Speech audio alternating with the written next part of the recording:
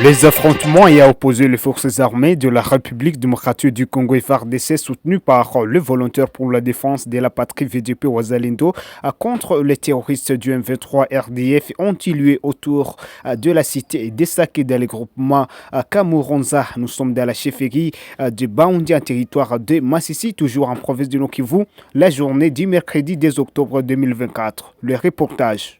Selon des sources locales de la société civile, il s'agit de nouveaux accrochages opposant les forces armées de la République démocratique du Congo FARDC appuyées par les groupes locaux d'autodéfense Wazalendo aux rebelles du M23 de cette partie de Kamuronza non loin d'Essaké. Ces mêmes sources rapportent qu'il est difficile de déterminer qui des belligérants a déclenché ces affrontements qui continuent de se faire attendre aux alentours de cette cité stratégique et fortement militarisée depuis plus d'un an. Des mouvements de renfort du FARDC et des combattants Wazalendo ont été signalés dans le centre de Saké, consolidant les lignes de front à environ 2 à 3 km de la cité.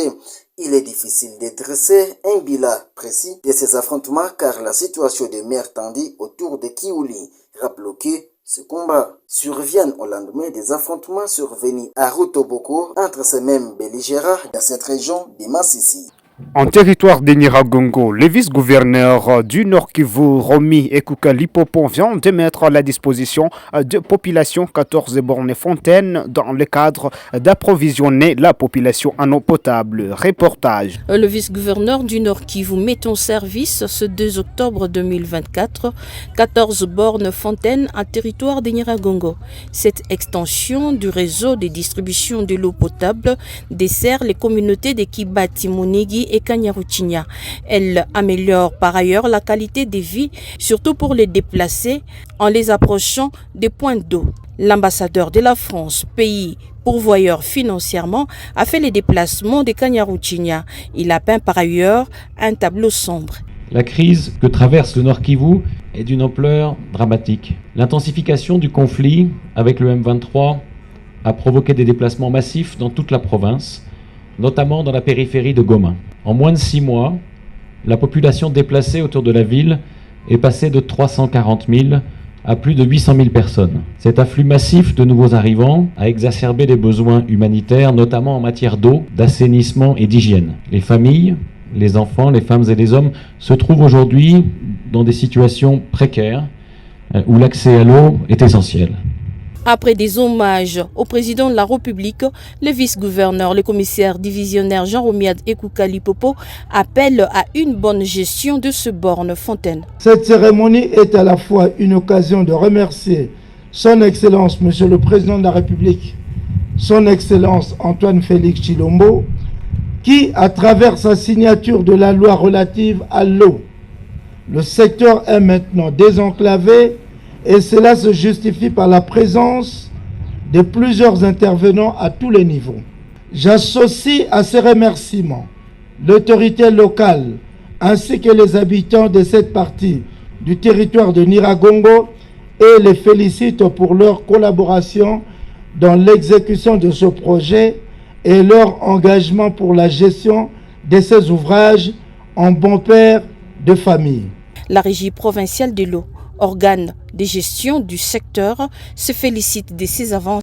Vers la fin, les agents de la compagnie d'aviation Congo Airways ont fait un sit-in au sein du ministère de la Justice à Kinshasa ce 2 octobre 2024, demandant au ministre de la Justice et son Excellence Maître Constant Mutamba d'intervenir sur ce qu'il fustige du détournement des fonds dans ce secteur qui met en mauvaise condition de travail les agents de cette compagnie. Maître Constant Mutamba dans cet extrait.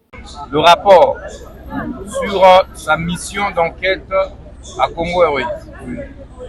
Sur base de ce rapport, s'il est établi qu'il y avait détournement d'1 seul dollar de Congo Airways, je vais donner injonction pour que des responsables, des auteurs de ces détournements soient immédiatement arrêtés. Et ça va se faire dans maximum 48 heures.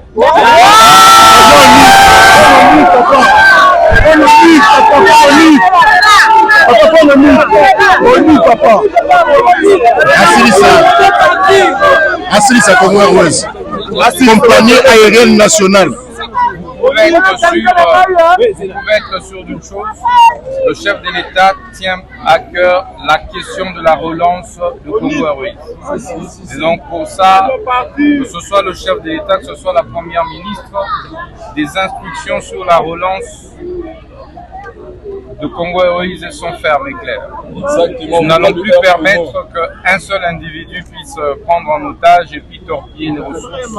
Chers internautes, merci de suivre cette série d'informations sur notre chaîne. Aujourd'hui, nous sommes jeudi 3 octobre 2024. Merci aussi de vous abonner nombreux et partager nos informations dans le cadre de bien pouvoir trouver nos diverses notifications lors de nos prochaines informations.